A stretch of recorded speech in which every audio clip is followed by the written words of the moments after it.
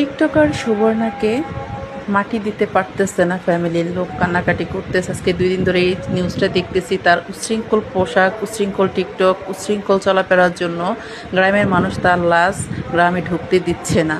তো আমার কথা হয়েছে, যারা টাকার নেশায় পড়ে এই রকম উচ্ছৃঙ্খল পোশাক, এই রকম চলাফেরা, এই রকম টিকটক করেন, তাদের মৃত্যুর ভয় রাখতে হবে যে একদিন আমাকে মরতে হবে।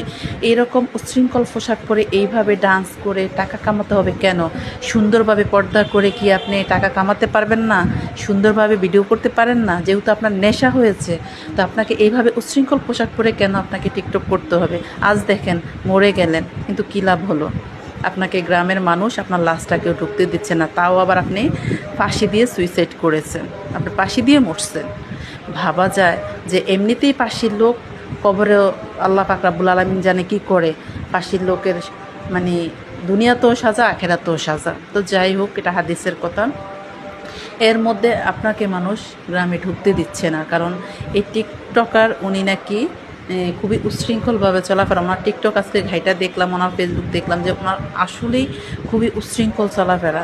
ওনার প্রত্যেকটা ভিডিও খুবই খারাপ। তবে ভাই, যারাই টাকার নেশায় পড়ে এই ধরনের ভিডিও করেন, এই ধরনের ভিডিও বানান, আফুদেরকে উদ্দেশ্য করে বলি, মৃত্যুর ভয় রাখবেন।